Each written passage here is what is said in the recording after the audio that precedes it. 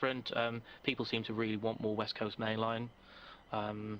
When everyone guessed it was Crewe when we first did the sneak peek, what was it, about 15 months ago now, everyone seemed really excited about West Coast Mainline. So, but yeah, we thought this route would give a great potential, and also the route hopping feature, and we saw that with the 805. People really like driving a service and then carrying it on. Well, this route you can really do that now. You can drive from Euston to Milton Keynes and then drive up, route hop and continue it to Crewe. Again, there's not really many routes out there that you can do that on at the minute. So, yeah, there's no more West Coast Mainline, no, Jan. Before you ask that question. I think that's a very good reason to do it. If you have a passion for a certain part, especially if it's your neck of the woods, absolutely makes sense.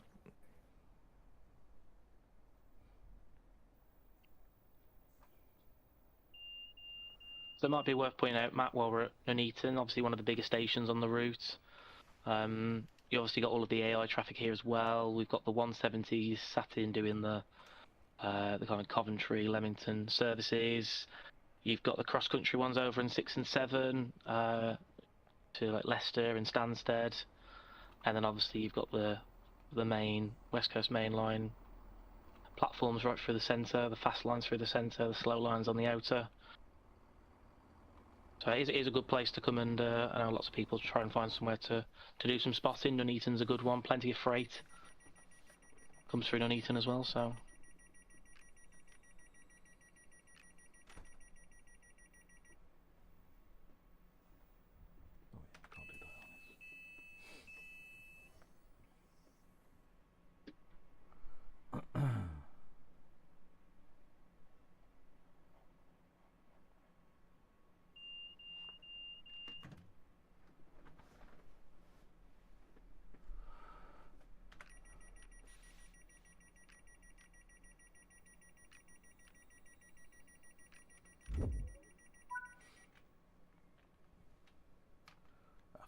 For your own safety, you are reminded to stand behind the yellow line.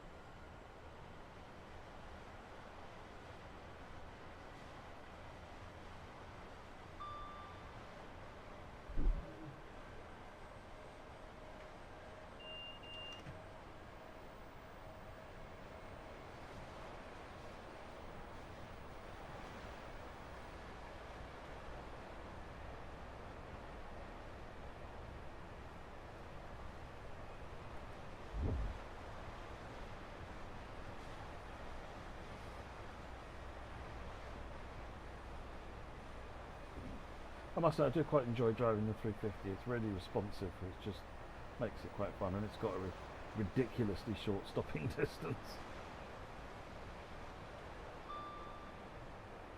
Yeah, so Kieran's favourite train, the 350. He has obviously taken on a bit of feedback as well from the previous ones. I know he's done some additional work on this 350. One of which hopefully you're going to see him play. Actually, I just figured, how many cars are you, Matt? Are you just 4 cars, are you? Just 4, yeah. Oh yeah, oh great, a feature we can't actually show you. So one feature that he's brought in, obviously, that's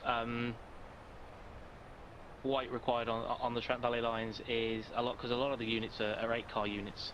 So Polesworth, Atherstone and Rugeley can only hold one 350. I think Rugeley going to do like 5 cars, but obviously the way that the doors open on the 350, it's based on units, so it's UDS.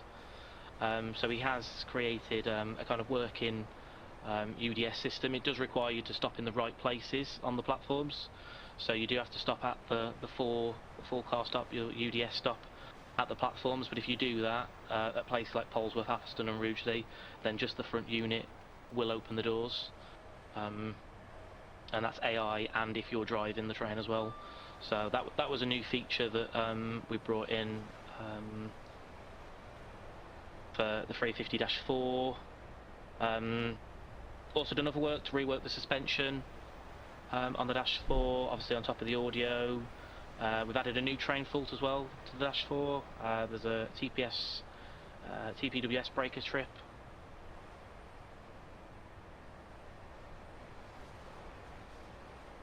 Good.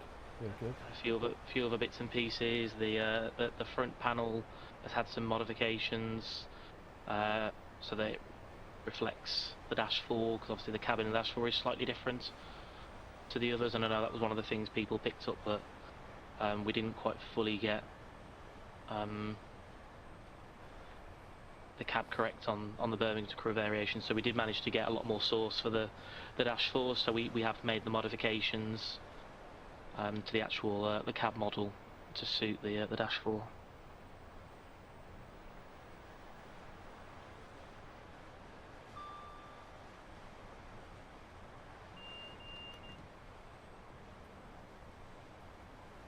Something that I personally, and this is purely due to my, German sensibilities, that I could never get used to, is like the small windscreen of some of the UK locos. Can someone tell me what's up with that? Like, what? Obviously, the driver only needs to see the signal to be able to drive, but It's more about the Why- necessity for corridor connection, and that fundamentally limits how big the window can be. They did try to make it bigger on the 385 by curving it round, but then they had a major problem in the it was the curving was making the signals double up. Sometimes you'd see it like in two different places. So they had, if you look at the latest, the 385s that are out now, they've all got flat screen windows on the front rather than having the curved one. So, but yeah, it is kind of it's very, you don't get to gaze out. You can't be driving a Class 52 and the virtual greenhouse that you've got to look out of. But it is all you need. But yeah, it's the need for the corridor cozy. connection that drives it. Yeah, that makes sense.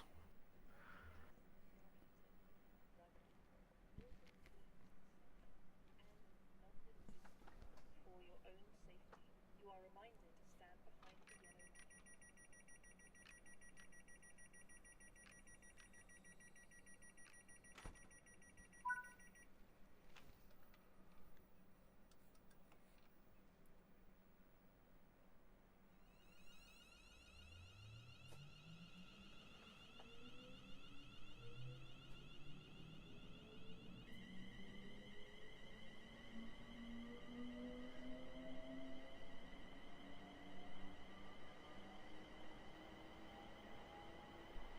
Off to Polesworth.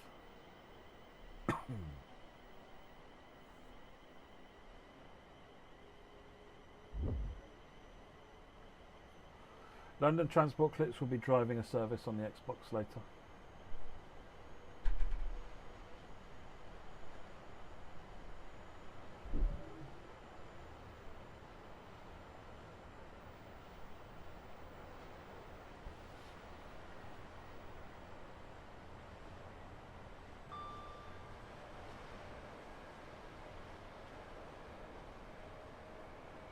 Question from the chat saying the new 350 sounds sound great. Any chance of them for them to be ported to the other 350 versions? There's no plans to at the minute to do that. Not saying no, but we don't have any plans to at the minute. The problem is we whilst not all of the audio is brand new, Sam has kind of completely rejigged to try and optimize it in terms of audio channel uses, etc. I know we worked with some of the audio engineers within Dovetail to try and optimize them as well. So it isn't as simple as just replacing some files. It kind of is the whole audio logic. Yeah, thank you.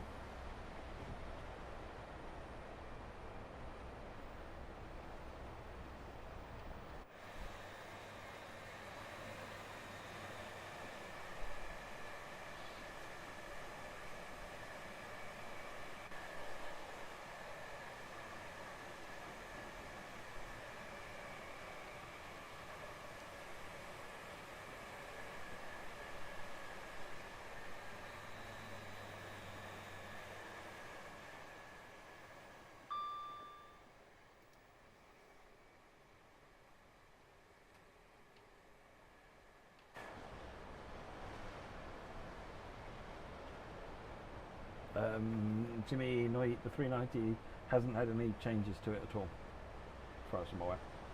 There's been some optimization, actually, to be fair. Kieran and the team did some optimization work on the 390, but there's no changes to audio. Aviation train lover, the GSMR is sort of the normal way GSMR is done, not the Medway Valley way of doing it.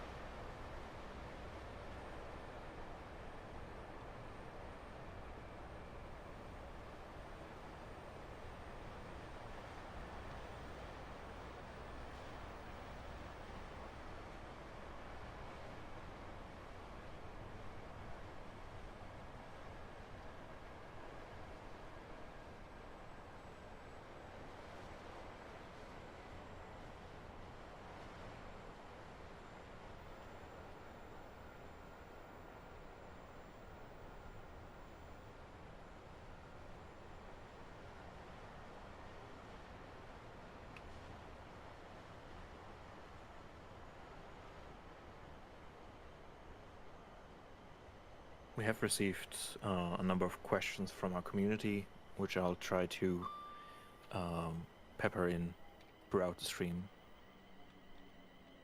I'm just gonna be quiet now to hear the announcements while we're at the stations, but after that I'll share some of them.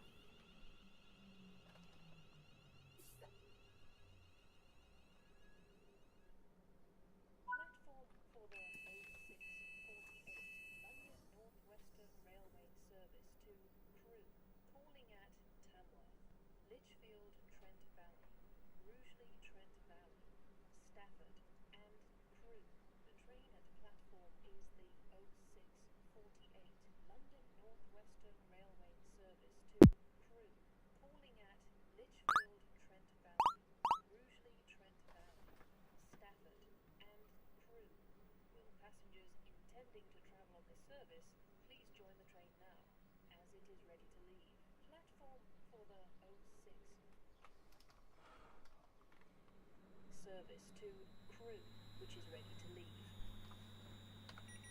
The least interesting station to look at, this one.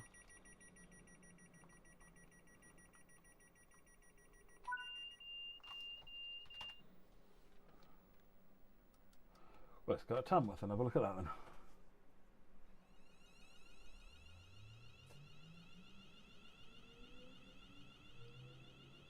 Welcome aboard this London North Western Railway service to Crewe.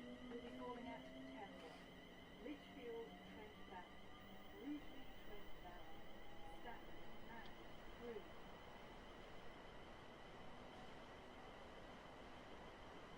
Please familiarise yourself with the safety notices displayed throughout the train.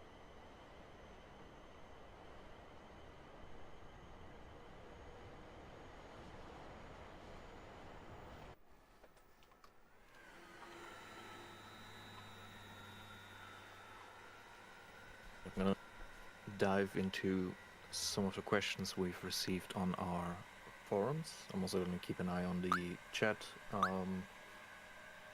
And thank you, Dan, for providing answers to these questions. Feel free to add any more any more insights if you think that's necessary. But I'm going to start with some of the shorter ones. And one of them was, does the 807 have speed set And the answer is yes, via the TMS, like it is in real life. Yeah, there are shortcut keys as well, which we can provide for people. But yeah, it can be set via the TMS system, like I said, as per in real life. So that was a big request on the 805. So it's one that Kieran's worked hard to get in on the 807. I seem to recall him talking about that when the 805 came out. He was talking about working on the speed set functionality. He was actually working on it for the 807. He couldn't get it to work on the 805, and then after the 805 was coming out, he found a way to do it. So we was trialing it on the 807 because the 805 was already going for a release. He didn't have it fully working. Trust me, it took him a few attempts, but yeah, he finally got it working on the 807.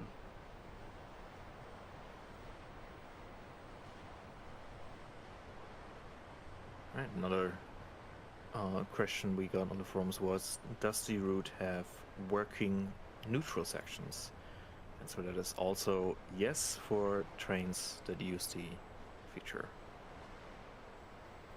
Yeah, so neutral sections need two things. They need the track to have the neutral section set up, and they need the train to have it set up as well. So, for example, I don't believe the Pendolinos have neutral sections set up on them, but we've set it up on all of our trains, so things like the 807, 805, 350-4, neutral sections should all function as per in real life. So I think there's about 7 on the route, maybe 6, I can't remember from the top of my head now, from Crewe down to Milton Keynes.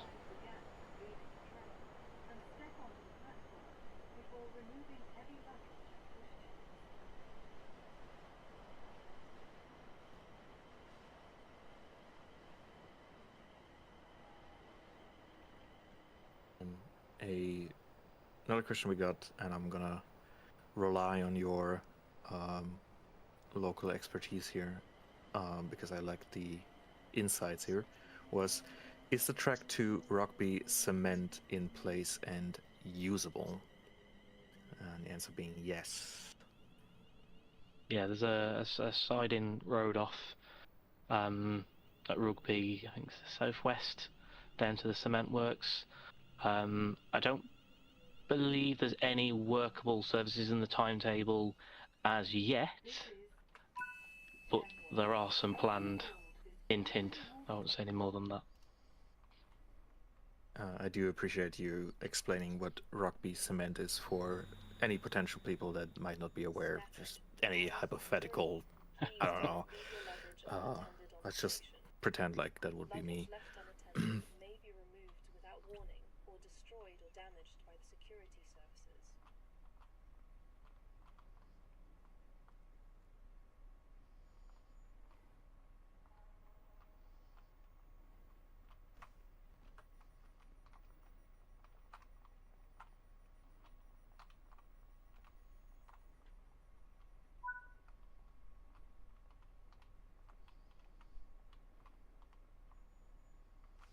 You do get the cross-country services up here, up the upper level. Get both Voyagers and the 170s. Welcome aboard this London North Western Railway service to Crewe. We'll be calling at Lichfield, Trent Valley, Rugeley, Trent Valley, Stafford and Crewe.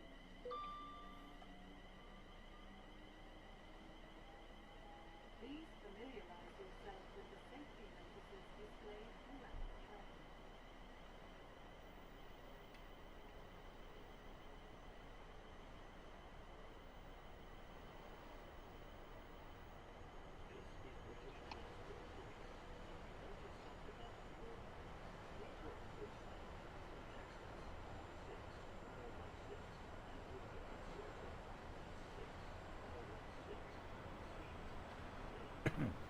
Oh, overtaken. I was gonna say, I've seen a few comments about AI. People do just need to remember it is almost 7 o'clock in the morning, so Trent Valley isn't the busiest at 7 AM because services are still coming down from places like Manchester, Liverpool, Glasgow, and obviously coming up from London as well, so it will start getting busier now. We haven't picked this service so that there's less AI. That is not what we've done. We pick services throughout the day on all of them. I think the 807 is about 3:30, 4 o'clock in the afternoon. I think the Pendolino service map that we did shows, I think that was more later on, I think, more evening time. Yeah. So, and the freight one as well is in the middle of the day as well. So they are all over the place. So for anybody panicking that we're just showing 7 o'clock in the morning, we purely picked it because we wanted to start at rugby, and this was the 350 that started at rugby. So I think you also wanted one that stopped at Polworth, didn't you? yeah, it's the only one that stops at Polesworth for the day. So we wanted to stop there as well so that people could see that. So it's the only reason we picked this one. So We have a good mix of services prepared for you today, so yeah. We just got started. Don't worry, guys.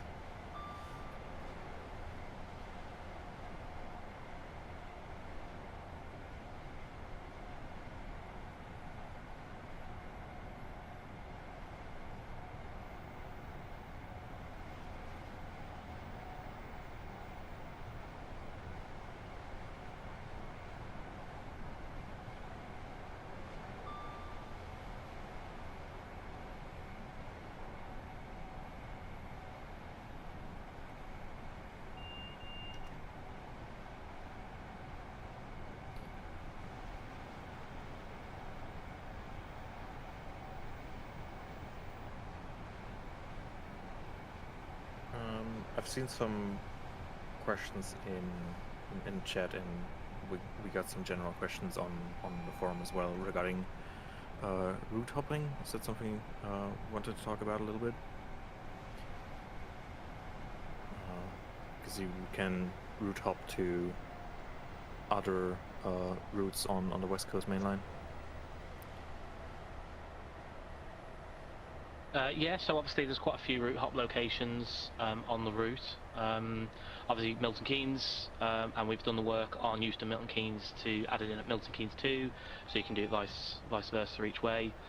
And then along the route you've then got Lichfield Trent Valley, so that you can route hop onto Cross City. Again, we put it on the Cross City route as well, so if you're driving Cross City you can then route hop onto Trent Valley. And then Stafford for Birmingham to Crewe, and then Crewe as well also has a Birmingham to Crewe route hop, so you can change either of those. And then we also worked with Just Trains for their up and coming route, Crewe Preston. No, it is not a TARDIS, before somebody asks. We thought that the people at the BBC might have something to say about that. So, but there is a route hop capability at Crewe, which will take you onto Crewe Preston as well. So for those people that they're happy with the different eras and want to drive all the way up to Carlisle from Euston for route hop functioning, it is all there in place. I would have liked some, legally distinct kind of TARDIS. A red That would be telephone nice, box. but yeah, better not to poke the bear and risk. We are now approaching Lichfield Trent Valley. 3 miles Chronicle ahead. Toxic. When I was playing on the Pendolino earlier on the Xbox, I got a TSR, so yeah, they're definitely on here.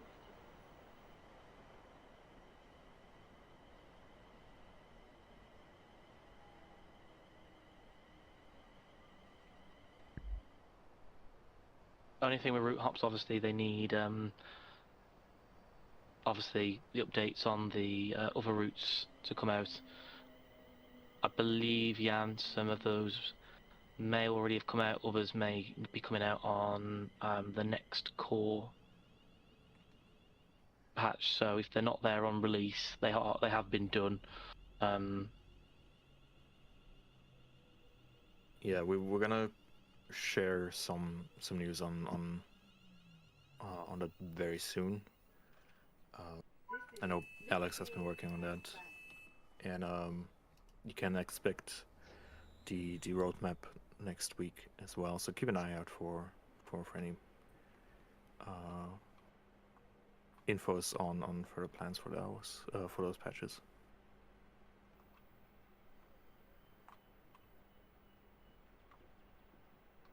Cross over here with the Birmingham Cross City route.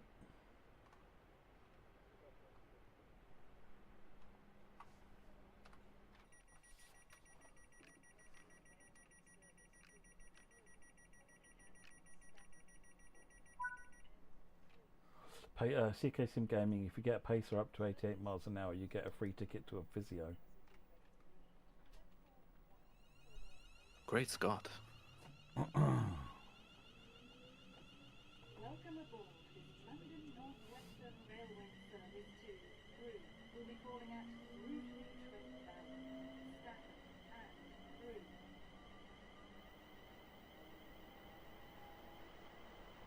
Please familiarise yourself with the safety notices displayed throughout the train.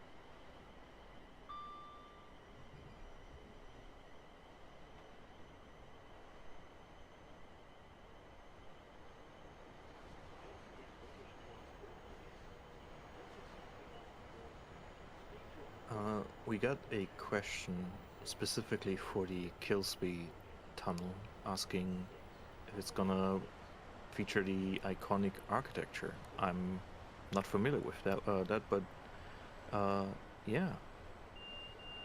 Is So that something we're...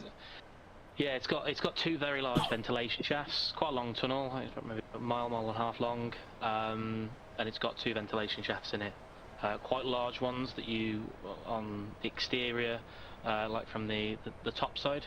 They stand out quite considerably. So, so yes, it is. The whole tunnel is its own model, done by Nick. So yeah, and obviously everything else in it as well. So the ventilation shafts, because there's a signal as well in each direction, one at each ventilation shaft as well. So. And potentially some hidden collectibles within Kilsby Tunnel as well. So. Uh-huh. That's how you turn your interior lighting on for the person that asked.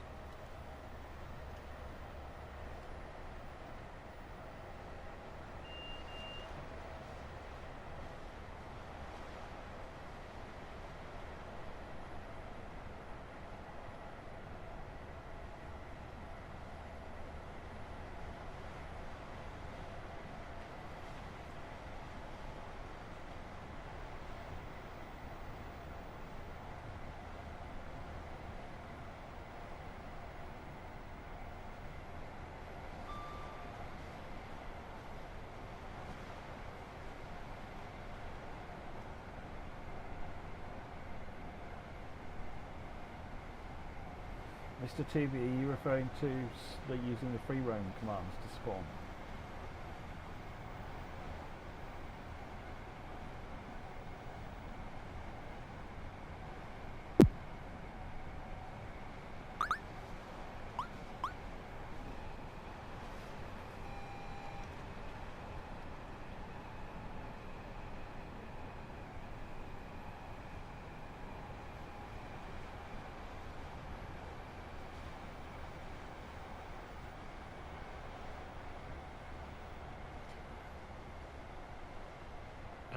Roadmap is planned for next week. I think that's as far as I am comfortable to go. I'll look into that, Mr. TV, and find out. But there was a change made to try and optimize and get rid of duplication on the menu, but I think it's got rid of too much. So it may well be related to that. But yeah, I'll have a look at that. Jan, can you do me a favour and ping me a Teams just to remind me to look into the GBR 802 not being selectable on Riviera? Yeah, I'm sending you a message now. Or on any route, to be honest.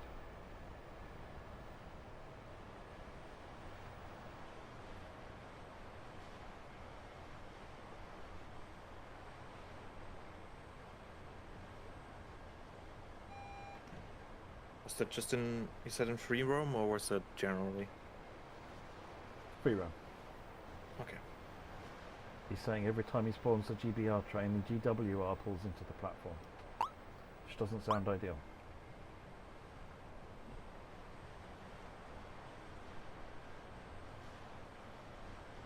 Yeah. I pinged you over a message. Thank you.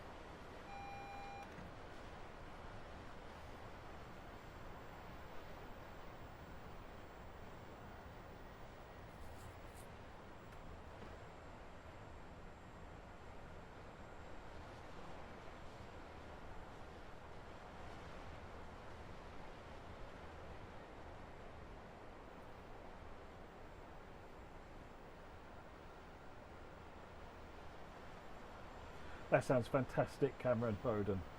Good luck with your revision and your exams.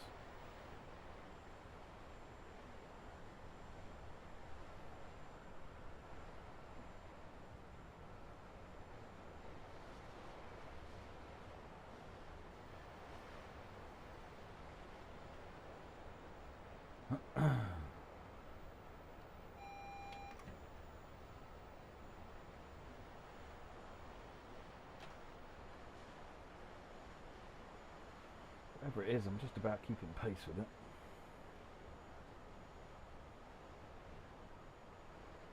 I mean, I would say that's the ideal way. We are now approaching Blue Fleet Trent Valley. Please mind the gap when leaving the train and step onto the platform before removing heavy luggage and pushchairs.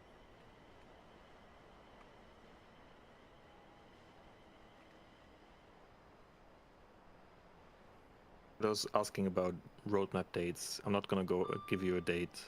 It's likely to be released next week. That's all the information you're gonna get tonight, folks.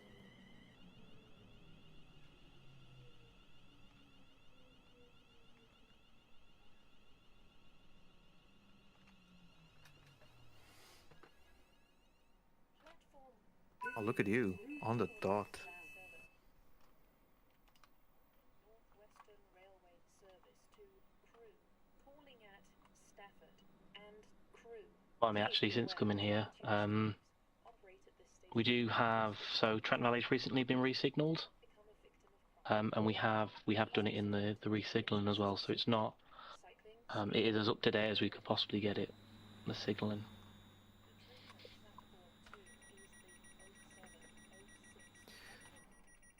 I had a question on the forums that kind of ties into that. Obviously, you this is, as you mentioned, set in modern times, like in is it set in 26 then? Yeah, 25 basically. Obviously, we started the route last June, July. So yeah, it's based on 2025 really. The timetable is November 2025.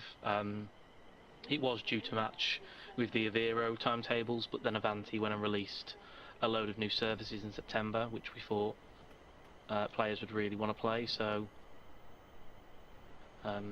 we then decided to do the timetable and update it as of the November version. Nice. Is that then the reason you chose that time period? Yeah, it all depends on like the data we get as well. You know, what signalling data, etc. But the other reason we did it, obviously, with the Avera fleet being included, is they just released the new increased speeds. So when Matt's driving the 807 on the next journey we do, you'll note that a lot of the speeds he drives under are MU speeds. So they've recently incorporated new MU speeds along lots of the parts of the West Coast Main Line for the Avero fleet.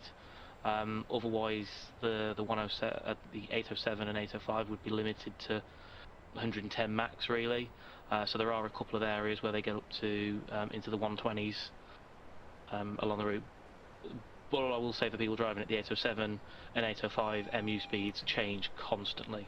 So for anybody trying to learn the route hoodless, good luck. There's a lot of speed changes if you're driving under MU.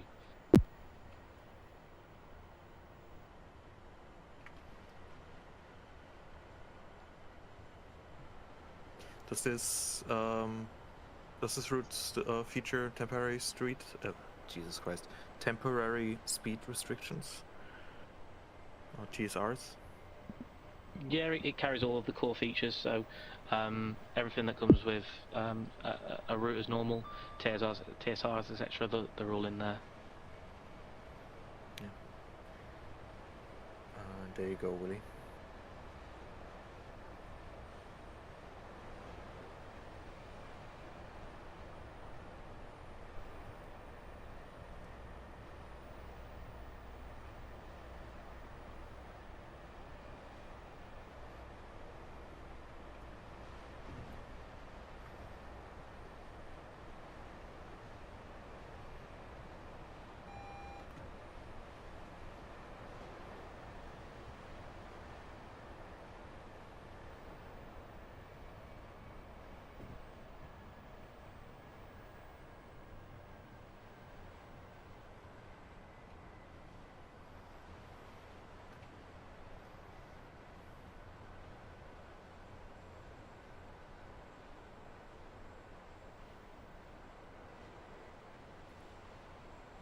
Another question we got from the forums that I could use your insights on then was how will services that skip stops or don't call at MKC or crew be represented? And from what I understood from your answers, you essentially split them up, right? So you have 3 different ways in how you handle that. Yeah, so it's a really good question because obviously there's varying stopping patterns. I think the Manchester services are the one to focus on to explain what we've done. So there's a couple of 3 an hour that come out of Euston. One stops, I think, first at Rugby maybe. One's first stops at Nuneaton. The first stop maybe Stafford for the other, from memory. I did have a nice little chart I think I sent you, Jan, and I'm trying to remember where I put it again now. So what we did is we sat there and had a look through all of the services, and we had a look at their stopping patterns, and we also then compared this to the Birmingham to the 8:05 at Euston Milton Keynes timetable, and we had a look at driving it from Euston to Milton Keynes, route hopping, and what we do best. If we just stop every single service, there's not going to be any fast services through Milton Keynes, which we didn't think players would like. But at the same time, we also have a lot of services not stopping, so it's going to remove a lot of playability. So what we've done is on I think 3 services that don't stop at Milton Keynes, they now make what we refer to as fake stops in game. They will just look like normal stops. Anybody that wants to sit there and compare them to the working timetable, real life working timetable, you'll notice that they don't stop there. So that's what we call fake stops. So I think the Manchester train that goes via Stoke stops at Nuneaton is a perfect example. Its first stop is at Nuneaton, so we've now stopped that train at Milton Keynes. So and it's the same on Euston Milton Keynes. You'll see it will stop at Milton Keynes and then Nuneaton and then onwards to Stoke. And it's the same on Trent Valley. So you'll be able to drive it to Milton Keynes, pick it up at Milton Keynes on Trent Valley, and drive it to Nuneaton. So that's how we've dealt with it. That's an example. What we haven't done is we haven't affected trains to places like Birmingham. So where the first stop is Coventry, we haven't. That stays as AI Express all the way through. So still features, but then it's Express all the way through in the full timetable. And then trains that go to Glasgow, and the first stop is Warrington. Again, that train is AI all the way through. And that's on the Euston Milton Keynes 8:05 timetable, and it's on this Trent Valley timetable. So we've tried to keep a couple of expresses in there that go all the way through as AI, but we've also tried to give as much playability as possible, especially because of the differing stopping patterns, utilising Rugby, Nuneaton, and then places like Tamworth and Lichfield. So there's a few more. I could talk through all of them, but we're here for the next 5 or 10 minutes. But in essence, there's a couple of fake stops for some of the services to try and give as many of the services to be playable as possible, and that correlates between the 8:05 timetable and the Trent Valley timetable. Hope that explains, Jan, that question. Yeah, it explains it beautifully. Thank you. In a similar vein, we had questions about Northampton, which is not included. I think it was Old Wern asking how services would be handled that usually would go through Northampton. Yeah, so the short loop of 20 odd miles that's not in. So yeah, we'll address the Northampton point while we're on it. Obviously, Northampton isn't included. We only originally planned to go to Rugby, so we already extended the route 32 miles to go to Milton Keynes, which is already a hell of an extension. I mean, that extension alone would make it like the third longest British route in the last 18 months alone. So it was already a big extension to add on to our original plan, and we did it to try and give players that continuing experience from Euston up to the rest of the West Coast Main Line. Even better that we've been able to work with JT and get that route hopping function, so that you can go all the way up to Carlisle. So fundamentally, off the Trent Valley, nothing really goes via Northampton in terms of passenger services. I think the first train of the day from Northampton is a Trent Valley service, and I think one of the last services of the day goes to Northampton. Other than that, all of the Avanti goes via the fast lines, via Weedon, and even the services from Crewe to Euston, the 350s, they go the fast lines now. They used to go the slow lines many years ago, but now they go the fast lines. So it's only really freight. So we did look at it, and we thought, and both myself, Shannon, and Kieran debated it long and hard, and we just didn't think it was necessary. A freight run from Durft, a natural start and end point for freight, is there. There's not many routes where you get a natural start and end point at both ends of the route. This is the route where you get that in Durft and Basford Hall. I think that drive is generally about an hour and 40, hour and 45 already from Durft to Basford Hall. So it is a big drive in a 66 or another freight loco. And we didn't really think that we needed to go and add another hour on to Milton Keynes. We didn't think that Milton Keynes would be a natural start point, where we thought Daventry was more of a natural start point. So from a freight perspective, we felt Daventry was by far the best place. And from a passenger perspective, there's nothing that comes off the Trent Valley really that goes that way. And like I said, we're only adding another 25 miles onto a 108-mile route. So we've got to be sensible about what we add on as well. It's already a very ambitious project. So multitude of reasons really on the Northampton one.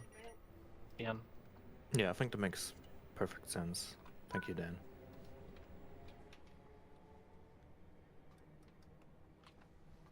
Please familiarize yourself with the safety notices displayed throughout the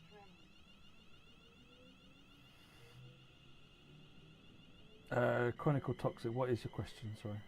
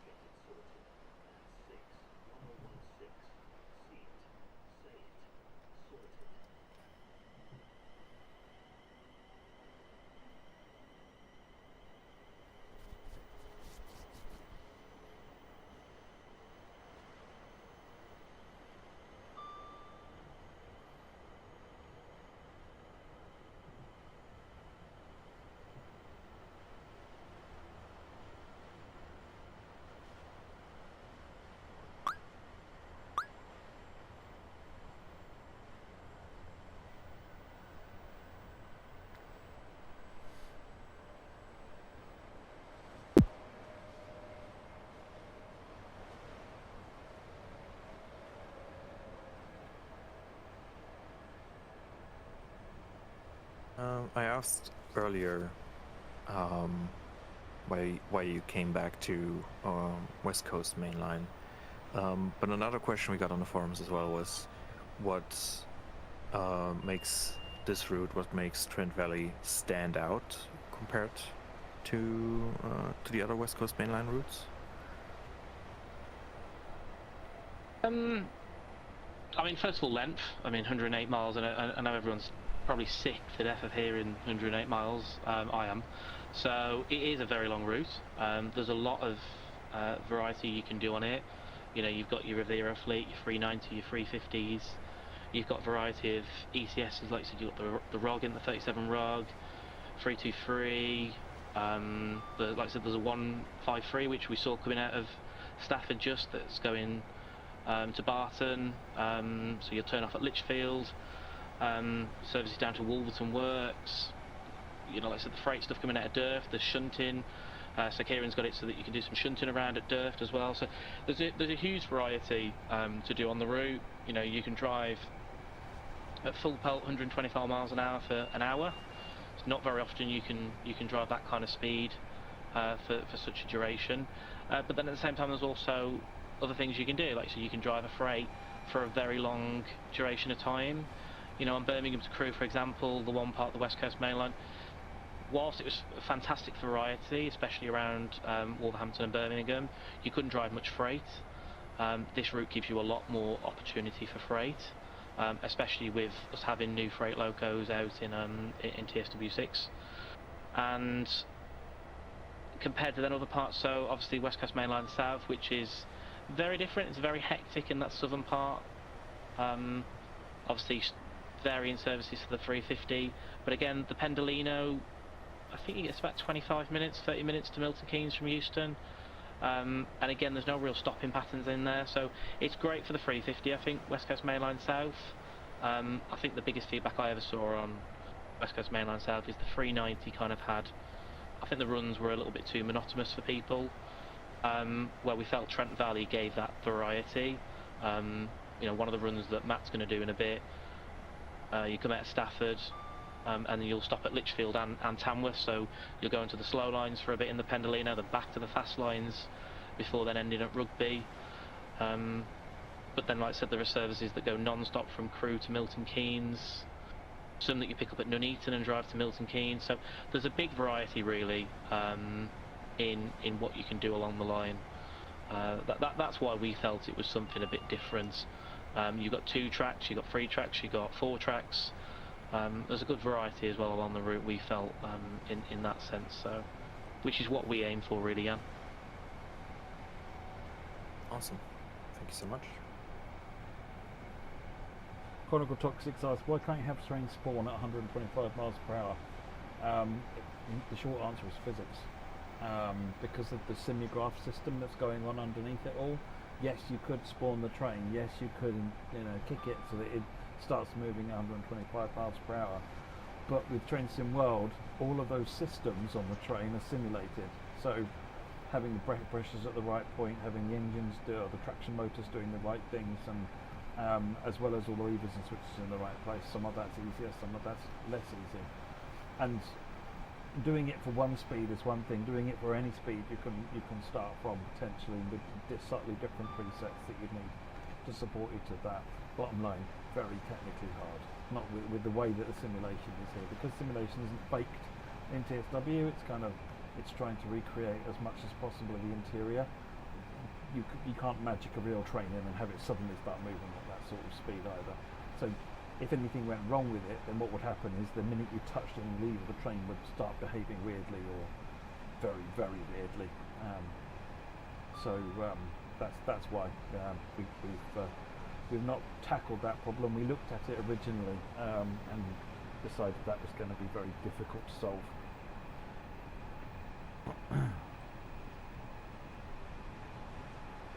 Trying to think if there generally are any other games or simulations that allow a physic objects like a complicated physic object like a vehicle to be spawned at like high speeds. So TS Classic does. I remember when we added that capability into TS Classic, and it's difficult to use, error prone. When it works, it's great, but yeah, I think even the team stopped using it because they found it too difficult.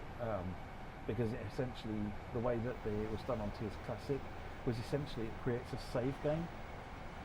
So you drive the train up to the speed that you want it to spawn at, and then hit save, and then it would go back to that starting point essentially and resume the train setup. Now TS Classic has a much simpler physics system than TSW, so it would be orders of magnitude more difficult to do that in TSW. But yeah, TS Classic did it, and with varying degrees of success.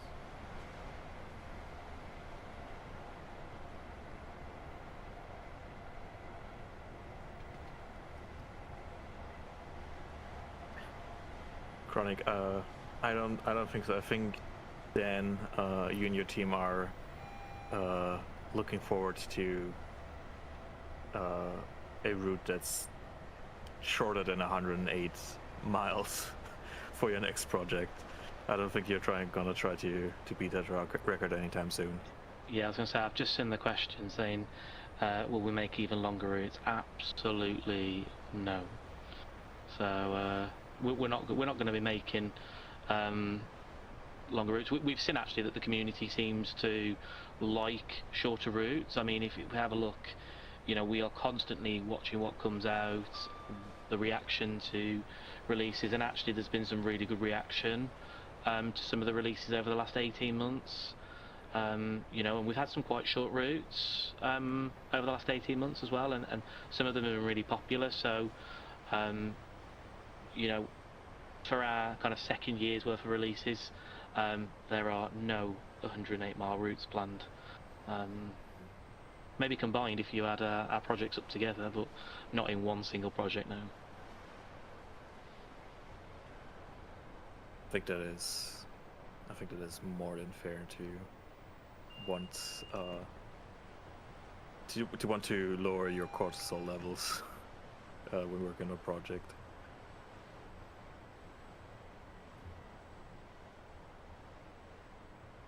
It adds a lot.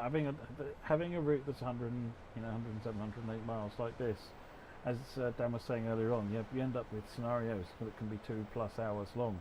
And someone in the comments said there's nothing wrong with a 2-hour scenario. And you know what? I don't disagree with you from a player perspective. What I will say is the vast majority of players don't play longer than 45 minutes, according to the telemetry. So that's kind of the sweet spot. Is most players see most success if they can do it within about a 45-minute period. But from a development perspective, a scenario gets kind of exponentially longer depending on how long, as you add 10 minutes to a scenario. It doesn't get, you know, a little bit longer to test it. It gets inordinate, an order of magnitude more time to test it.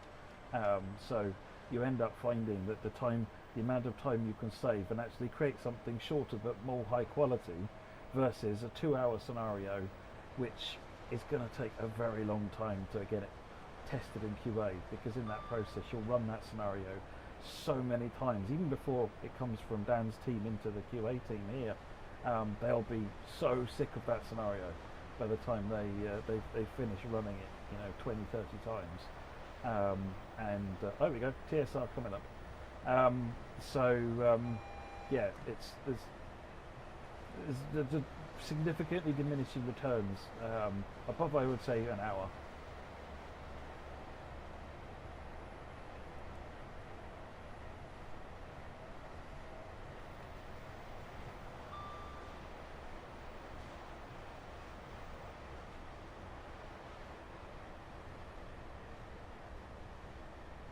I think that's why we like this. When we had a look at what the timetable could be on this, everyone just naturally thinks Crewe to Milton Keynes. You know, you've looked at 350, it's an hour and 37 minutes, but actually there's loads of shorter hops in there as well. There's some nice 20 minutes, there's 30, there's, you know, like I said, I think the Pendolino one that we're doing in a bit is 45.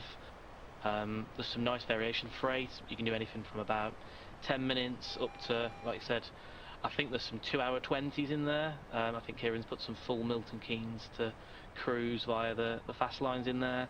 There's a couple in there so that people do want to drive freight all the way they can. So there's a massive amount of variety in there in terms of time. If you do want a big long drive, it's there. If you do just want, like you said, Matt, you know, I think the research that is out there is that somewhere between 45 and 60 minutes is the main kind of play time that we aim for. So we've got to make sure as well there's plenty around that. And even now our scenarios are over the hour mark. I can tell you the first time we opened them from our scenario artist, some were over 2 hours. So we soon called them back.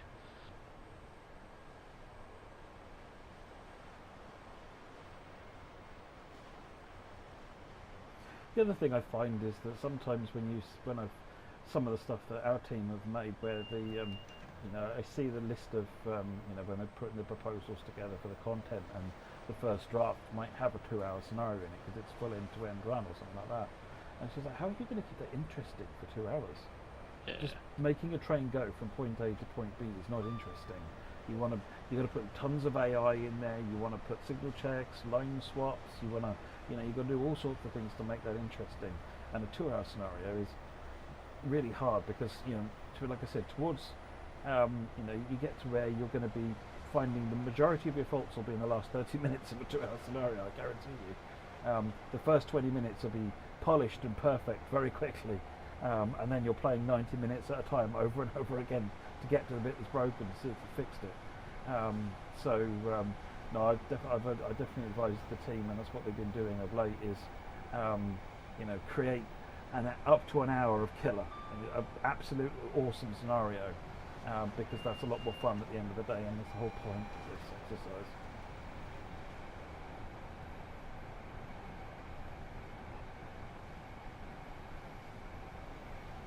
Chronicle Toxic, no plans to update the 390 at the moment, but it's something I personally would like to see, but there's no plans in the schedule at the minute.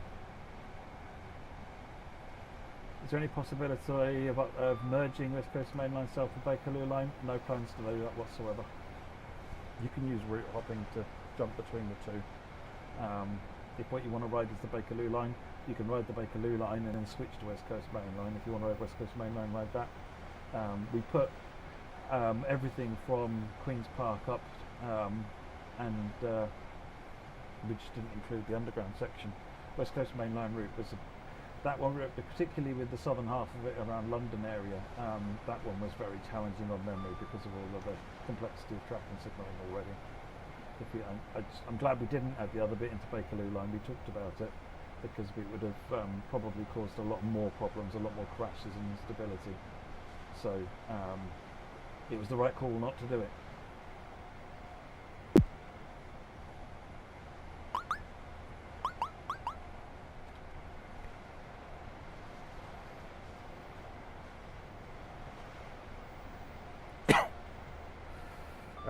Luke's dad, old jobs become tedious, it's not a train driving exclusive. True, but if someone is giving you a piece of gameplay that's created and curated and crafted, then you're going to kind of hope that it's an interesting 2, 3, 4 hour, however many hours of gameplay it is. If someone is saying, I present to you, it's like if someone gave you a book and it was all the same word, you'd be like, well, could you not put a bit of effort into this? And like use different words and made a story or something. I know, weird idea. It's so, whereas if a shorter scenario, and like I said, 45, 60 minutes is what players really tend to prefer, and it's where they show most success. And it really is, it's like it falls off a cliff beyond the hour. All of a sudden no one's completing and succeeding anything. Rather to put the time into something smaller and just make it amazing. You've always got the service mode for, the day in the life types of journeys. And as Dan said, there's some lovely long journeys available in service mode. So it's not about shying away from the long one, it's about giving really good variety.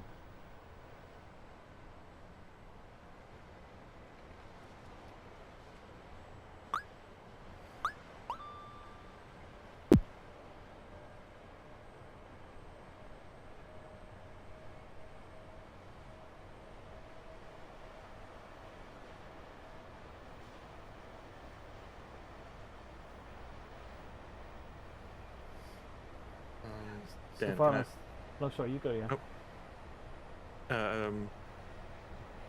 Dan, can I ask how long you've been working on this route? We started June, July, and we, as most people will know if they watch the 805 stream, entered QA on whatever day the 805 stream was.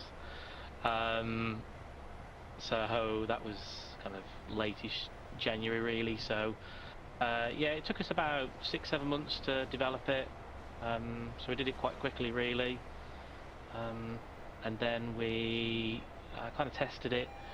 We did a lot of testing ourselves. Most people in the community know that we had our own beta team for this route. We haven't for any other product, but for this route we did. We also tested it a lot ourselves, and then obviously it went through the usual QA process as well. So we've kind of backed it up a lot more compared to the original process. But yeah, dev time was around about 7 months, and then it's gone for about 5 months worth of testing. So. Ooh, AWS. I don't know how to do that.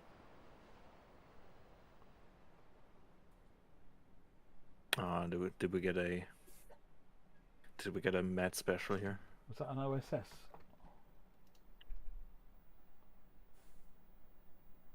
Maybe that was an OSS, I am coming up to a red, but wasn't that fast.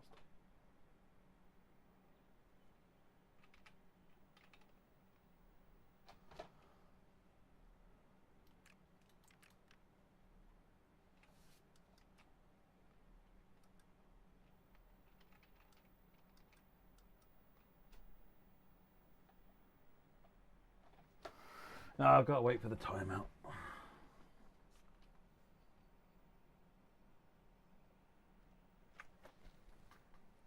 Oh, if I'm going to break the train, it's always in the last mile. Wouldn't be a Dovetail Games stream if we didn't have a emergency brake. There it goes.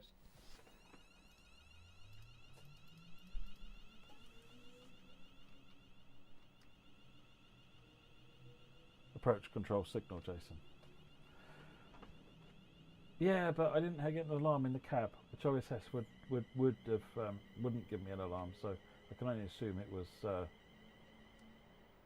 OSS.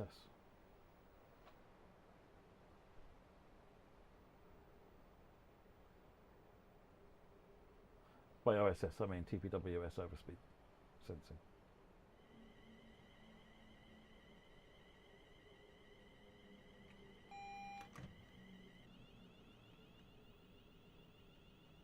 Can't spad if you can't move. That's true. The safest way to drive a train is to not move at all. Mm.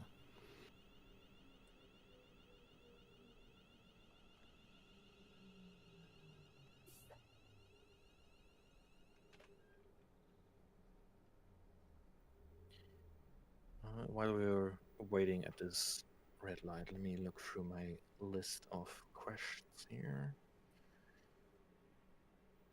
Would it be possible to show services without fog? We've done that.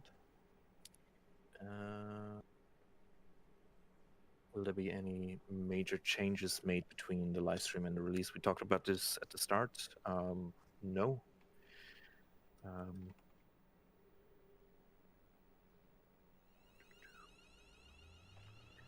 We've seen some.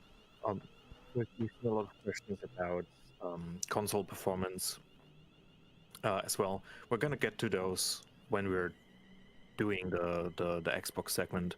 So we're gonna one of the services we're playing later is going to be played on the Xbox, and we're gonna indicate that by the handy little overlay you can see at the bottom left right now saying currently playing on PC. This is going to switch to currently playing on Xbox. Spoilers. You're giving all the magic away. You know, just in case you didn't see that bright yellow overlay. So I'm not ignoring those questions. Don't worry, guys. We're just gonna ask those questions and answer them in the appropriate section of the stream. I think that makes sense. Let me see. I think what we can talk about, like just general performance. Obviously, this is a very massive route. It's the longest UK route with 108 miles. And if you've paid attention to the top right corner of the stream right now, you can see the current FPS. This is the Steam overlay, showcasing the current live FPS of the game that's running. And it's a constant 60 FPS.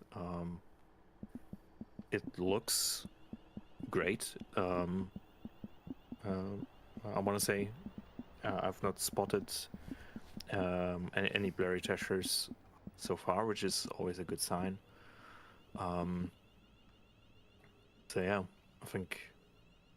Just to be clear, on this is on my PC, which is a 4080 with I think 16 gig of VRAM, and I'm running in 4K. I'm streaming at 1080, but I'm running at 4K, and the video capture card is downsampling it. Obviously, especially on PC, performance will always depend on your system, but still, I think the results speak for themselves here. So we have done some more work at Crewe, and obviously we know it was a big issue on Birmingham to Crewe, and we've done further work as part of the Trent Valley, which we've also tried to obviously port them back onto Birmingham Crewe as part of those patch releases, improve some of the materials, the textures, etc.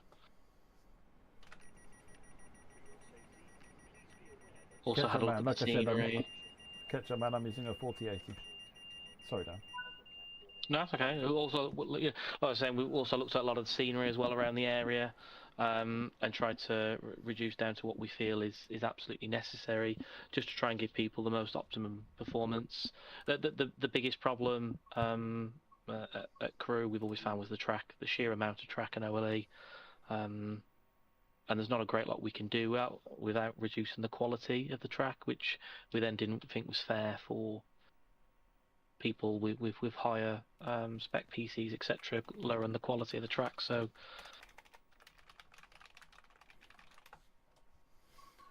right, so we are on to the 807.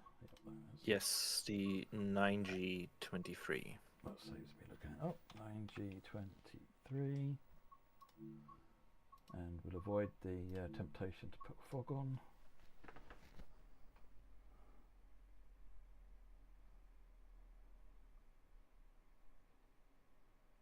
The APT is right the other end of Crewe. You can't see it from anywhere that you'll go past.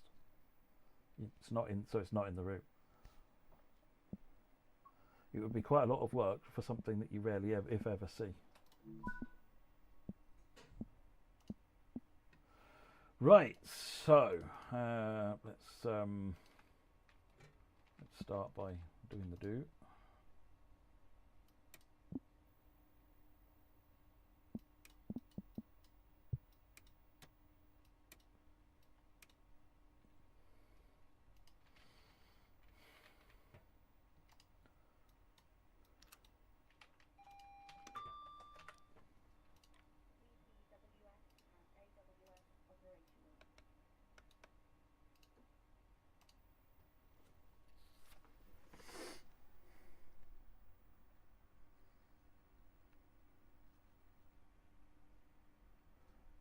Andrew, Xbox Series X. Well, the Xbox gets the full timetable, and there is a reduced timetable. You can choose whichever one you want, whichever one we find is working best for you. Series X, we're finding the runs the full timetable, great. Series S, probably you want to be steering towards the reduced timetable. PlayStation 5 seems fine on the full timetable, but everyone's got both. So, you know, if you prefer super duper FPS, for example, and shorter load times, maybe you prefer the reduced one, but everyone gets the choice.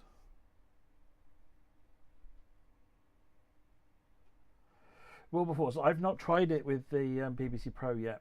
I don't see why it wouldn't work with the door panel, but I haven't tried it with the PVC Pro yet. It works fine with the 805, so I don't see why it wouldn't work on the 807.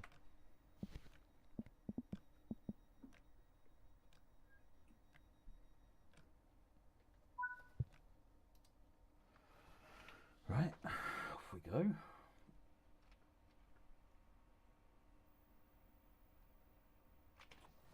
Let's have a look around the outside.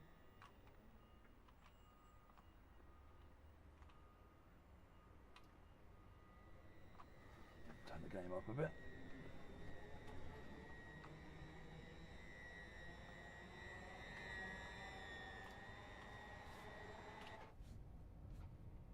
Please familiarize yourself with the safety notices displayed throughout the train. We're on our way to Rougeby, that famous place on the West Coast Main Line. This is British Transport Police. If you notice something out of the ordinary, speak to a member of staff or text us on 61016 and we'll get it sorted. That's 61016. See it, say it, sorted. just a few questions about the 807 in terms of what it layers onto. So yes, it does layer onto Euston, Milton Keynes and Birmingham to Crewe on the Avero timetables.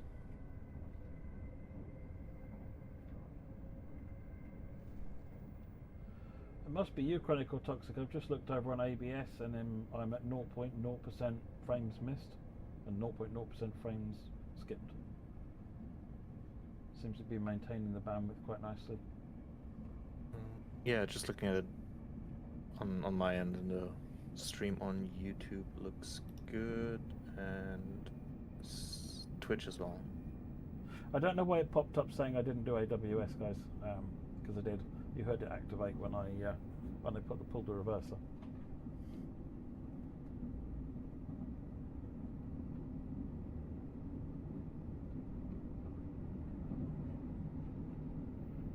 Non-stop run down the line, run along a bit of the line.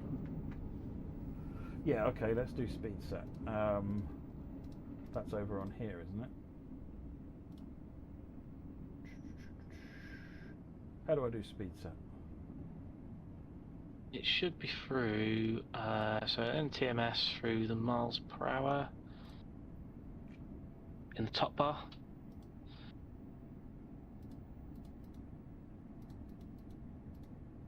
Oh, here we go. And then you turn it on, set your desired speed, and then press confirm. So I need to set 120, so -5, confirm. Still not on.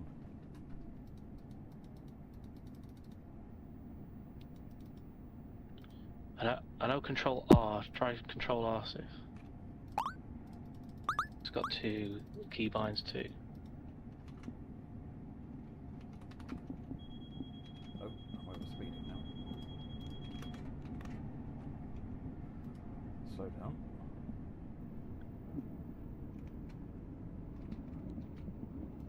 I think you have to press the. I think it's a long press on the button, Matt. Is it a long press? Okay. Yeah. There we go.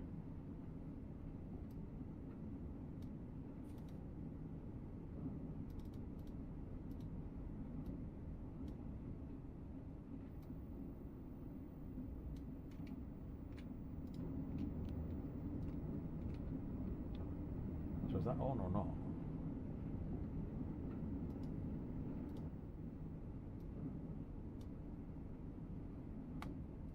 It comes back off again as soon as I release the click. Let's see what it does. It's on full power. Oh no, it's got the power.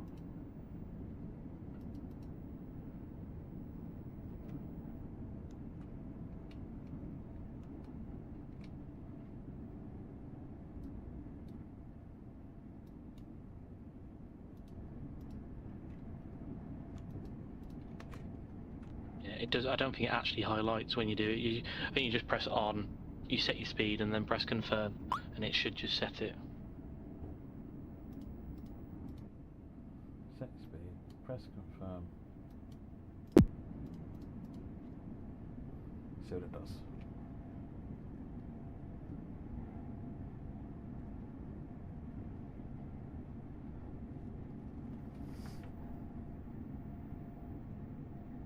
Amaze Taste? Yeah, I've been playing Running Trent. It's very good.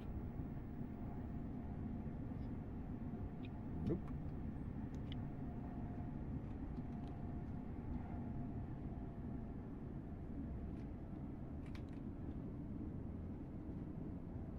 Is there a master switch or something you need to turn on the back panel to enable the speed set? Am I missing a step? No, I mean if you try turning it off again, if you just go back to the screen, and then turn it off. So cancel that speed first, and then turn it off. Turn it back on again, and now set it, and then press confirm.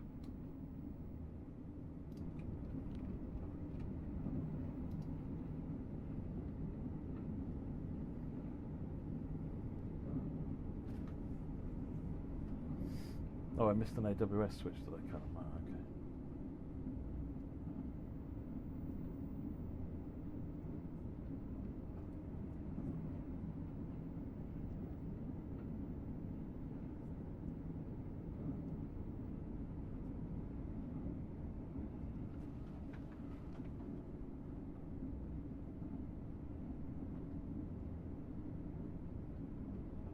seems to be holding me at 110.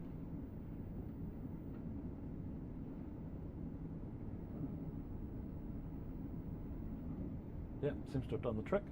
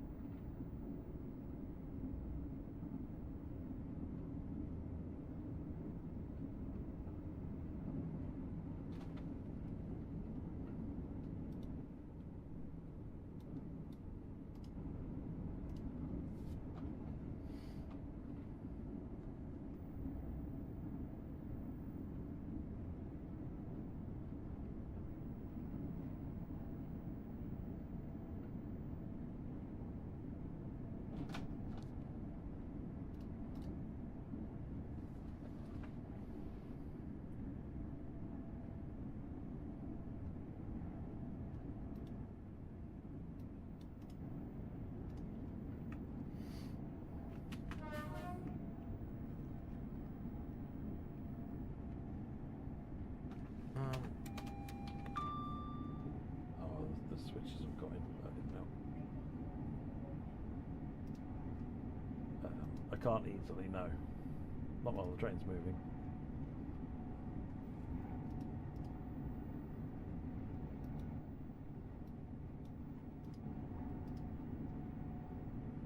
It is the one thing with speeds. As I said, if you're driving an 807 or 805, the speeds change constantly.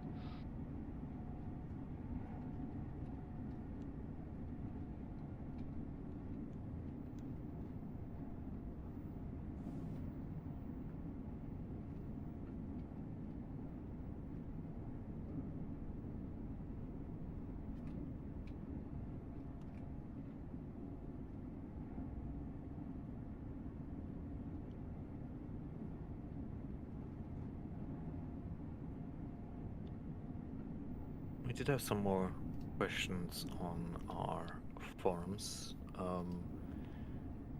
This one is a bit more technical regarding timetables. And it's asking, is it possible to have one universal timetable instead of several?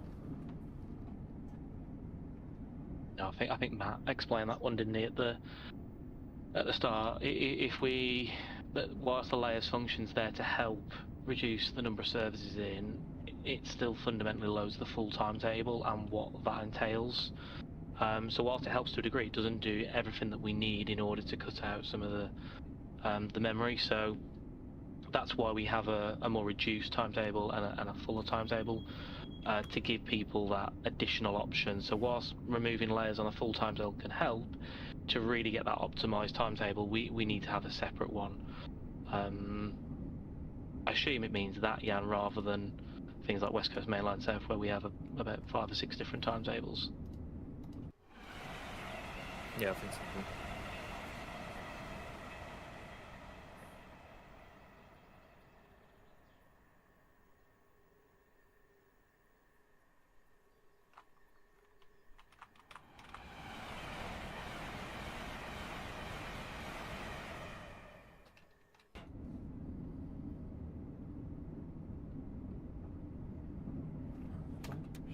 I can stand up now. Right, I missed something apparently.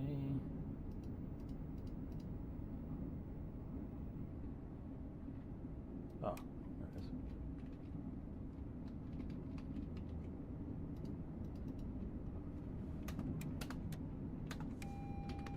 Better. Now we'll have proper AWS.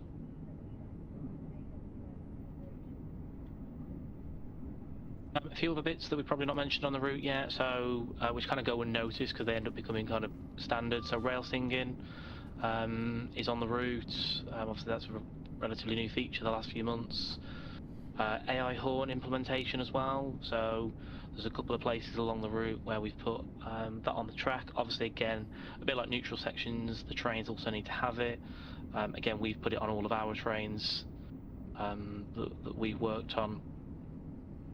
So not every single train will sound its horn at an AI horn location, but if it's an 807 or the 350s or the 805, then they will sound their horn as they go through. There's a couple of random places like Wolverton, the train spotting point we've got at Hemes, some of the freight yards have it as well. I think near the Lichfield HS2 works, we put some there as well. So we try to utilise some of the new features that have come out this year as well.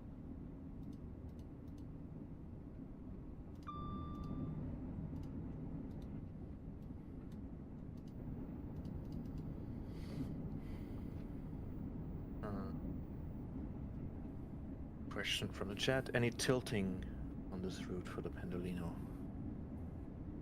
Oh yeah, absolute max. This section of the 150. route, isn't it? If I remember rightly, isn't this like one of the most iconic bits for the Pendolino? Because you're kind of doing, you know, I'm waving with my hands, you can't see it, but you're all over the place with it. You are, but even this section where you are now, when you go through Weedon, there's quite a few places. It actually slows down to about 100. I think it slows down to 120 for a little bit. There's a few places through here. I mean, this part of the West Coast Main Line is cluttered with fantastic tilting action for the 390. So, but you're right. Yeah, that bit up between Shugborough Tunnel and Stafford, yeah, is quite well known as well. But there's a couple of places throughout the route. There's a nice one coming through Rugby as you come on the down fast underneath the bridges. So yeah, quite a few good places, Jan, on the route. Nice.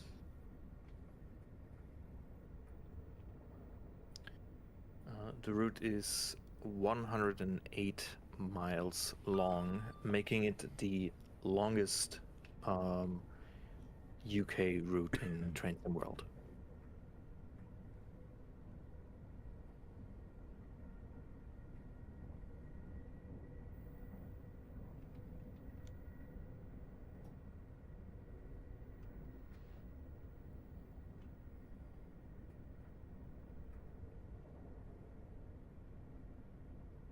Someone saying performance is a bit mid. I would disagree. If you check the top right corner of the stream, that green number is the current FPS, which is, looking at it, averaging, I would say, like 60 FPS. I've seen it dip down to 57 at points, but I would say that's a very good. By the way, the machine's capable of going higher, but I frame locked 60 because my screens are 60 hertz and we're only streaming at 60 FPS. Yeah, and it's also in 4K, Yep. which. Yeah, if I run this machine in at 1080p, I can get about 200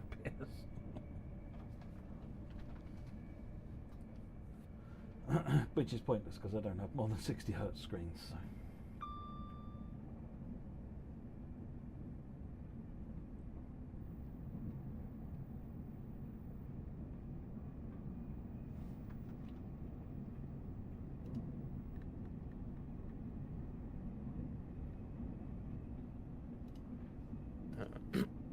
George in chat is asking, will the announcements tell you to board the front 4 at, and I hope I pronounced it correctly, Atherstone? The short platforms, no, it doesn't.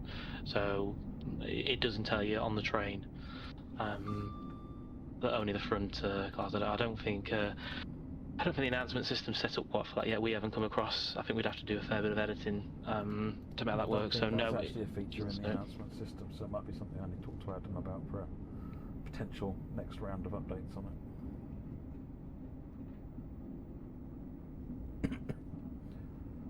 Monty, yes, I'll be doing an Xbox run. We're doing a 66 next on the PC, then we're doing 390 on the Xbox. In terms of graphics card, difficult to say at the moment with the the problems with obtaining graphics cards these days. Obviously, the more the better.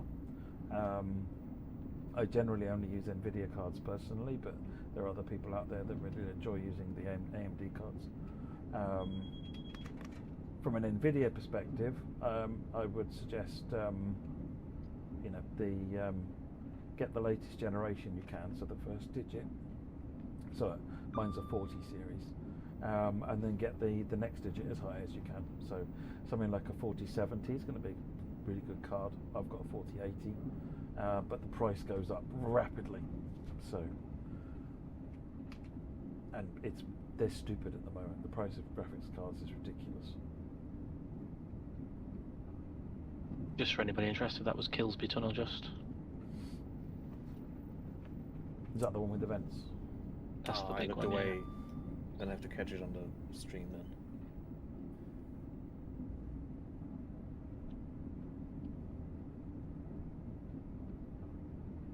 Yeah, if you're on console using AMD processors and AMD graphics.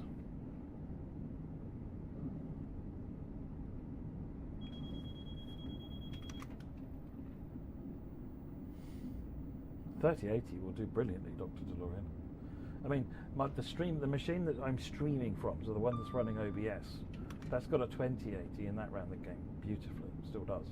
And before that, it ran a 980 Ti, which also ran the game beautifully. So, in all honesty, a graphics card ending in a 70 or an 80, or even a 60, to be honest, is going to be fine.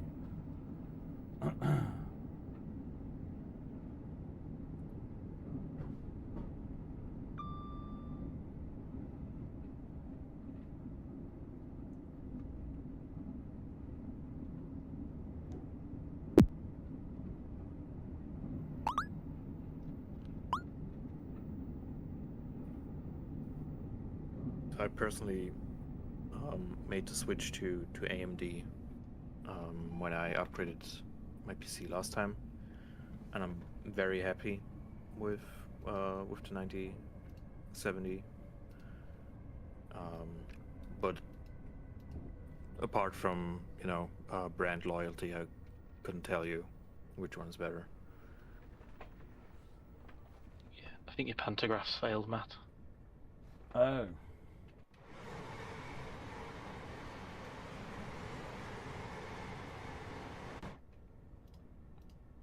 I think you just need to press it up. I don't know.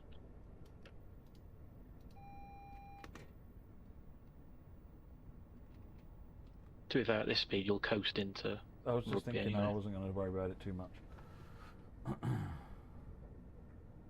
It's more about stopping at this point than going.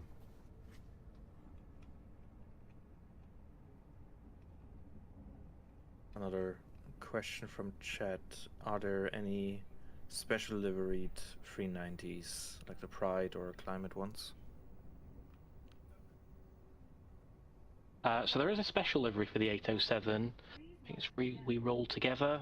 We did request the artwork for it, but we were unable to get it. So there's no special livery. Also, when I showed my train artist, he was very much of the pass opinion when he saw the very vibrant colour of it. So no, just the standard Avanti livery.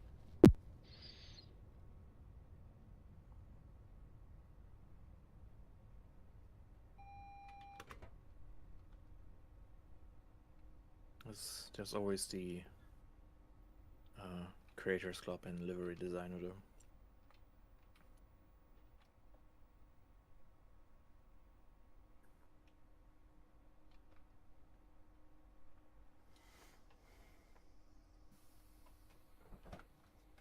This is for the 14 Avanti West Coast service to Birmingham New Street.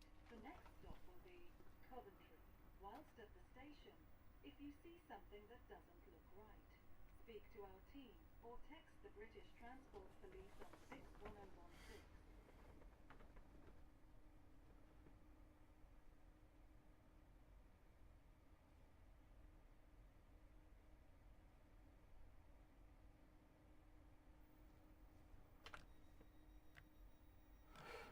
You say that about 750 Ti, Monty, but the TSW dev team were on 750 Ti for a surprisingly long time. Surprisingly capable card, actually, given its age. Right, now we are doing a 66. Correct. The 4E49. 4 Echo 49. Daventry to Doncaster.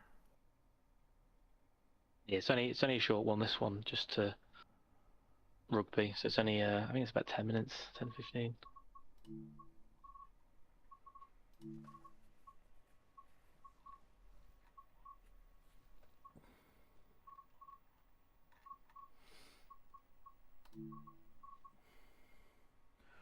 Four Echo 49. Clearly not that 66. Yes, that's correct. Any idea which 66 I have to pick? I think is it the DRS off? Is it? Aha. 4 Echo 49. Just do yeah, I was gonna say just do the bottom one.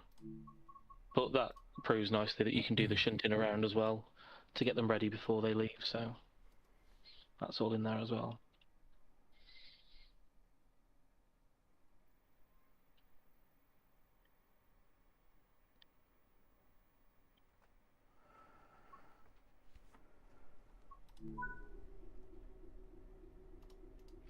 We're in the other end. We're in number 2 end.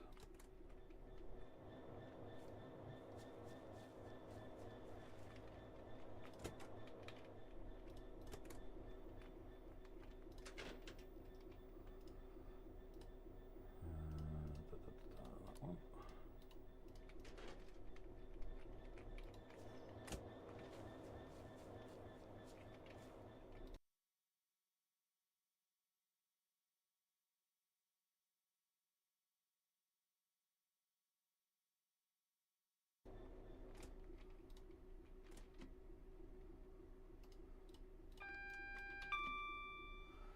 Those are all on. Tail lights off, instrument lights on, desk light off, cab lights off. Put it on daytime lights. Those are all good.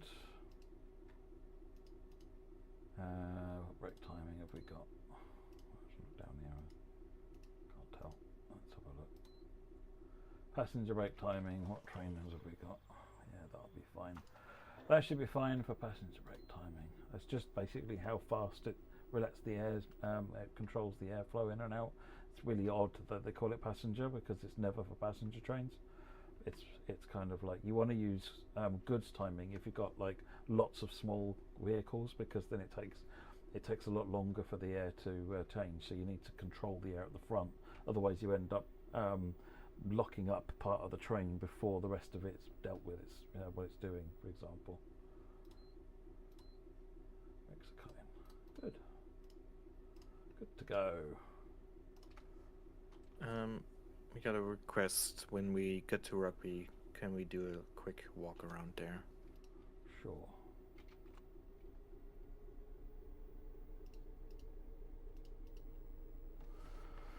I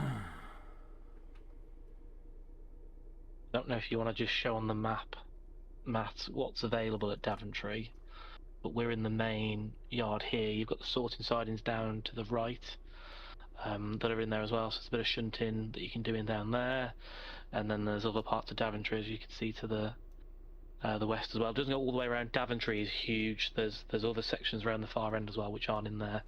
But yeah, there's a 2 or 3 different places that you can do shunting moves in, etc.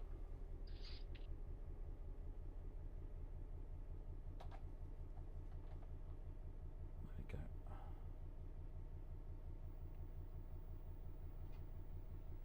Doesn't need more 66s.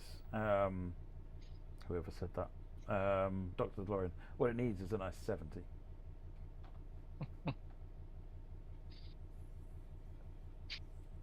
Am I sensing some kind of tease here?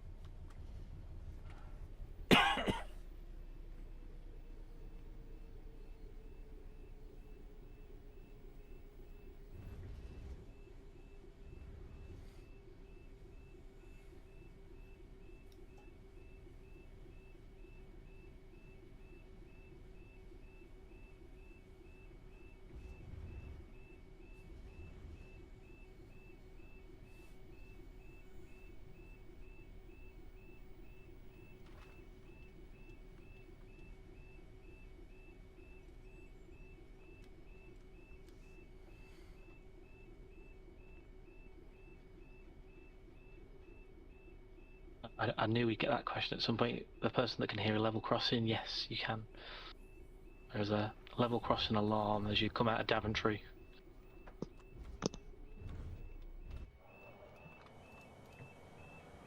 I presume that's what the.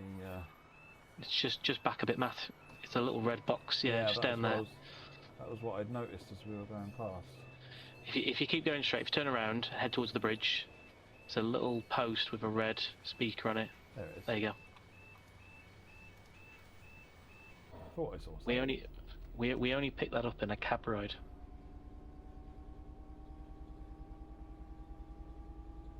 There's one at both ends of the terminal.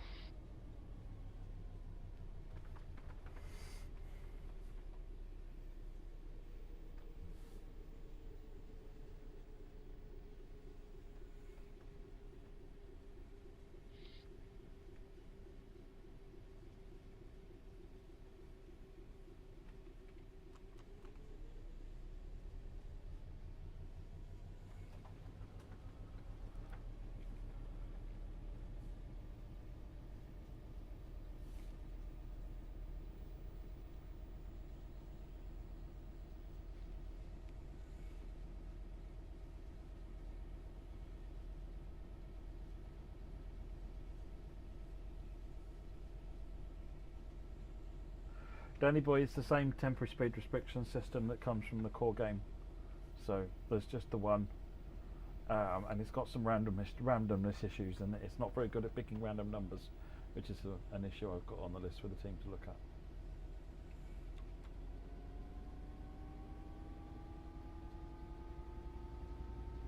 People asking if we could get the Tesco license. No plans for that at the moment. I mean, the licensing team make lots of inquiries to lots of different companies, but actually what we found is that container companies understand what we're talking about far less than even train operators do, and they generally don't even reply, or if they do, they don't get it. So that's been proving very challenging by the fact that you see there aren't very many real operators. Not for the lack of trying. The licensing team have been working really hard to see if they can get more licensed container companies on board, but doesn't seem to be happening. Ooh, just switched mode. George is asking, Dan, what's your favorite station on this route? Ooh, I think Rugby's a good station. Obviously modernised 25 years ago, completely remodelled.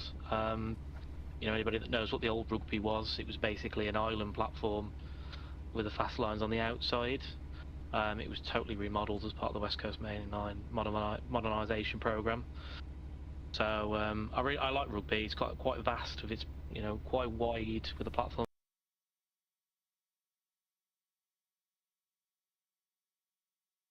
You know, the up lines on one side, the down on the other. So yeah, I really like Rugby. It's quite good for. Yeah, the fast lines are 125 through there. There's a good mixture of stopping and express through there, really. Yeah, there you have it.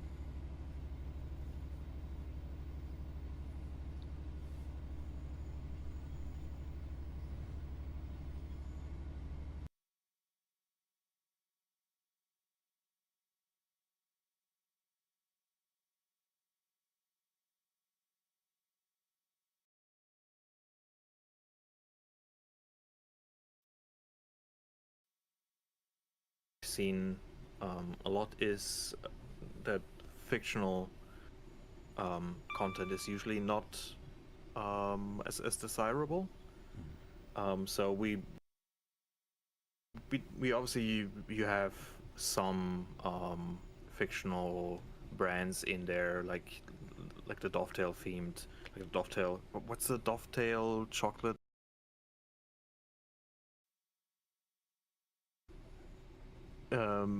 Or like the Dovetail cafes and stuff like that. But when it comes to like approximations of real life brands, we would like to be realistic, instead of offering a like legally distinct in quotation marks alternative that might not be to the liking of our community.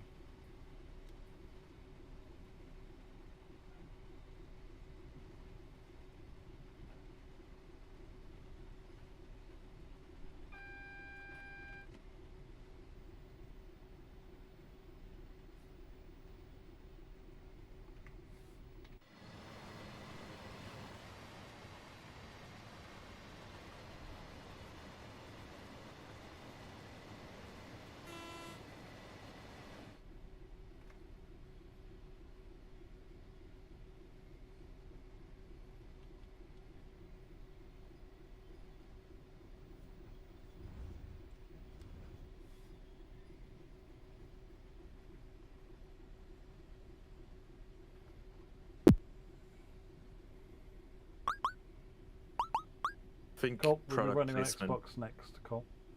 Sorry, James. Yes. Just to answer Mr. Tooby, I think product placement deals would put us into a whole different pot of like hot water. Like that that would Complexity. make Let's call it things, complexity. yeah, that would make things for our licensing team, let's just say much, yeah, as you say, much more complex. Maybe not a living hell, but yeah. And it's also just from like a player's perspective, seeing like real life ads is not really desirable. Like imagine yourself playing the game and then getting like an ad. I think we tried to do that. We tried to do that with BidStack, and it actually, when it worked, it was actually really good because we'd set it up so that it would only give appropriate ads. So you'd only get British ads on British routes, German ads on German routes, and so forth. And you could pick which ads would come along there. So when we reviewed the ads, we were like, well, that's not really appropriate for our UK routes. Then we could just have it not show up. The problem was that 99 times out of 100, they didn't have any stock for ads. So you just get generic nonsense coming up. Which was no use for anything. So, you know, it adds. I found when it worked, it added some nice authenticity, and it was a way of getting some real brands into the game, you know, without having to go through the usual hoops. But it just didn't. It wasn't consistently reliable enough, and most of the time, it looked like it was just broken. So we took it out.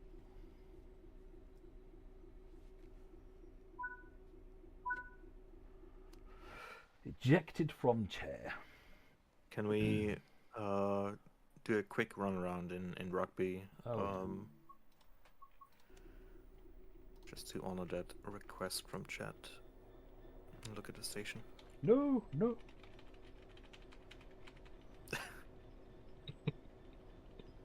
If we kidnapped. I've been kidnapped. Get me out. I guess not. Bye. That was rugby, folks. I mean, alternatively, we can maybe do a Ghost quick. train. Oh no, it's a Ghost Rider. Right. Maybe we can do like just a. go to free. We'll go to free roam. Yes. Sorry, to walk on there you foot, go. and we'll have a look around. Yeah. And after that, we're going to do our service on the Xbox. Yep. I got the Xbox booted up, ready. So you can look forward to that. Oh yeah, I could have used walk on foot, shouldn't I? The transport, teleport, fast travel. That's the word. Fast travel. That's the word I was looking for. We got there in the end. Rouge B. There it is.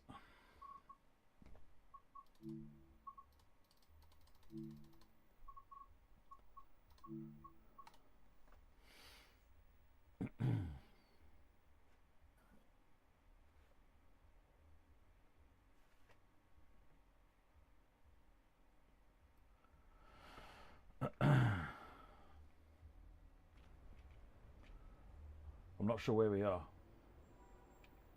Hard to tell, really. It's hard to tell. This looks awesome. Any use of the BR logo I'm a fan of.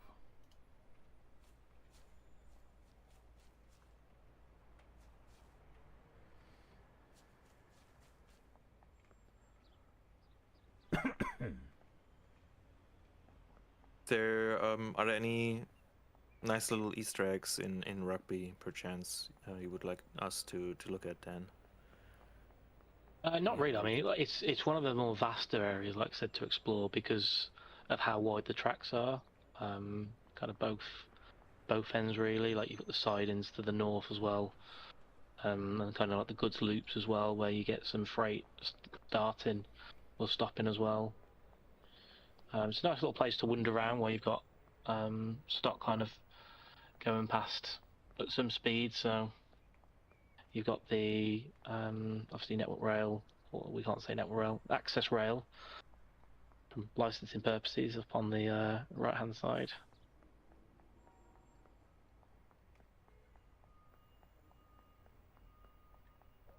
Obviously lots of collectibles, etc. to collect, yeah.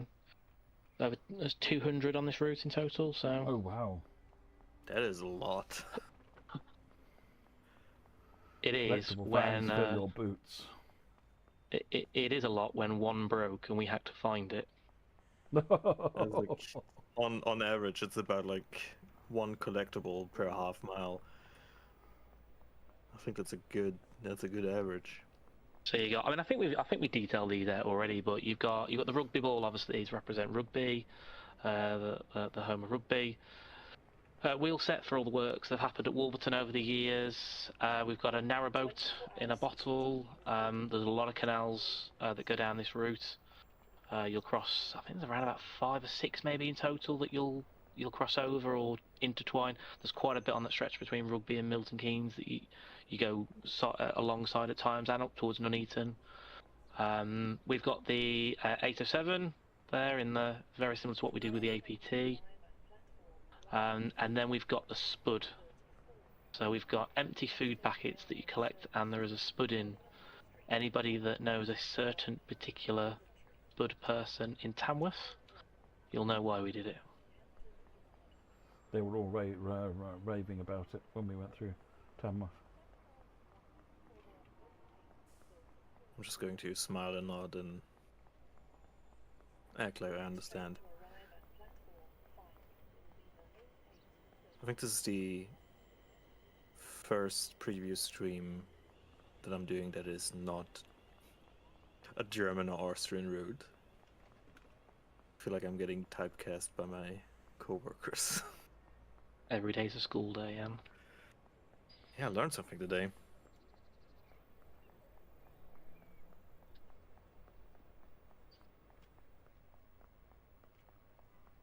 So there's quite a bit of rugby. You've got some of the sidings off to the left here as well, and it curves around the corner. Like I said, there's quite a bit to walk around and explore both ends. Really, quite expansive.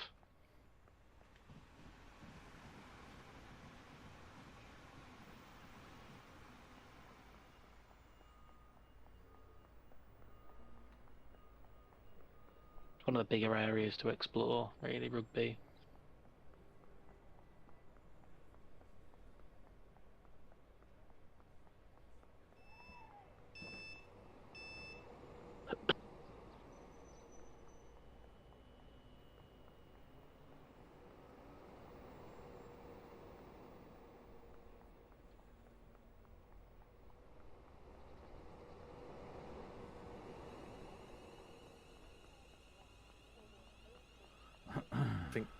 I think trains screaming is a purely German feature, Candace, I'm afraid.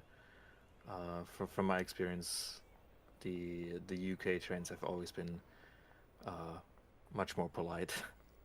They've treated me very well. It's the longest UK route, ladies and gentlemen. There aren't that many routes globally longer than this one, but there are. So, yeah, biggest UK route there. In one stretch. There is another route that's I think longer total mileage, but it's not in one go. So there's other bits to it. I think Kassel-Würzburg is Kassel-Würzburg, longer. I think, is the longest. Yeah. It's the longest in total length, but for the UK, this is definitely the longest. Yes.